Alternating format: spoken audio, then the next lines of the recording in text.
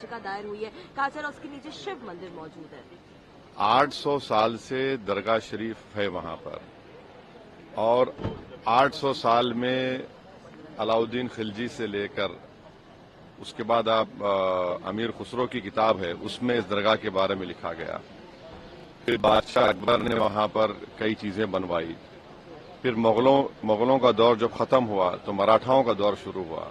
फिर मराठाओं का दौर जब कमजोर पड़ गए मराठा, तो 18,000 रुपये में उन्होंने अंग्रेजों को बेच दिया। उस वक्त भी कई, जैसे जयपुर का रॉयल फैमिली है, उन्होंने 40,000 का सिल्वर पेश किया दरगाह के लिए, खिदमत की दरगाह की।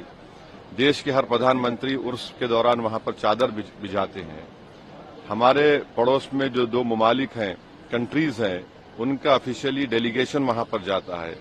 जो इंडियन डायस्पोरा है सारी दुनिया में, वो वहां पर अकीदत रखते हैं, आते हैं सुल्तान हिंद के पास। आज अचानक आप ये हरकत कर रहे हैं, तो सलीम चिश्ती की दरगाह नहीं है रहमतुल्लाह अलैह की, और ख्वाजा गरीब नवाज की दरगाह नहीं है। कहाँ रुकेगा बताइए? ये प्लेसेस ऑफ वर्शिप एक्ट 91 का क्या होगा? क्या अब डीवाईसी चंद्रचूड़ तो अब तो नहीं है, सीजीआई, क्या उनको अब ख्याल आ रहा है कि अगर वो इसको रोक देते? राम मंदिर के जजमेंट में उन्होंने प्लेस ऑफ वर्शिप एक्ट को, जजेस ने कहा कि ये बेसिक स्ट्रक्चर का हिस्सा है। बाद में सीजीआई ने खामोश हो गए जब चंद्रचूड़ थे। अब चंद्रचूड़ अपनी लेगेसी को प्रोटेक्ट करने के लिए हर जगह मीडिया चैनल बैठकर इंटरव्यू दे रहे हैं।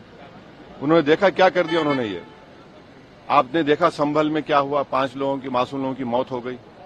अब भारत सरकार को पार्टी बनाया गया, मिनिस्ट्री ऑफ माइनॉरिटी अफेयर्स को, एएसआई को। अब नरेंद्र मोदी की सरकार क्या वो कहेगी जिस पर नरेंद्र मोदी ने अपनी चादर बिछाई है बहैसियत प्रधानमंत्री, कि वो दरगाह है नहीं है? एएसआई क्या बोलेगा? ये पूरा देश को डिस्टेबलाइज करने के लिए, और ये देश के हित में नहीं, हम बार बार आपको कह रहे हैं। ये जो ताकतों का ये जो लोग हैं, इनका डायरेक्टली इनडायरेक्टली ताल्लुक बीजेपी आरएसएस से है, इससे कोई डिनाई नहीं कर सकता। दिल्ली से लॉयर्स को लाकर आपने ये केस डाला है, और आप 800 साल से दरगाह है, उसको बोल रहे दरगाह नहीं है। तो फिर क्या होगा फिर देश में? क्या कोई खामोश बैठ जाएगा? अब कल कोई मुसलमान जाके बोलेगा नहीं ये वर्शिप की जगह नहीं है, किसी और की, मेरी है। देश चलेगा तो संविधान से चलेगा, रूल ऑफ लॉ से चलेगा, लॉ एंड ऑर्डर मेंटेन होगा नहीं होगा, ये सब चीजें हैं। इसको तो नरेंद्र मोदी को डायरेक्टली जवाब देना पड़ेगा देश को, कि आप इन लोगों को रोकेंगे नहीं रोकेंगे। तो बांग्लादेश में जो हालात हैं, संभल में जिस तरह की घटनाक्रम सामने आए हैं, तो सरकार की तरफ से कहा गया है कि जो दंगाइयों हैं उनसे वसूली कैसा लेंगे आप बगैर कोर्ट में प्रूफ करें? कैसा फोटो लगाएंगे आप? राइट टू प्राइवेसी का जजमेंट है, right to privacy fundamental right है। किसकी फोटो लगा देंगे आप? क्या कोर्ट ने प्रूफ किया? कोर्ट में प्रूफ करिए आप। और सबसे पहले जब तक वो पुलिस ऑफिसर सीओ रहेगा, एसडीएम होगा, इंसाफ तो होगा नहीं। उन्हीं की मौजूदगी में सब तमाशे हुए, फायरिंग हुई, 5 लोगों की मौत हो गई, वहां पर मर्डर किया गया उन लोगों को। प्रियंका गांधी ने शपथ ली आज, लेकिन उनको ये कहा जा रहा है कि वो मुस्लिम लीग की सांसद ने शपथ ली आज। कौन?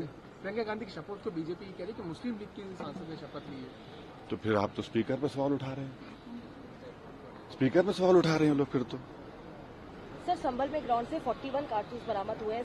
वहाँ पर प्रशासन का कहना है कि उनकी दंगाइयों की तरफ से गोलियां चलाई गई थी।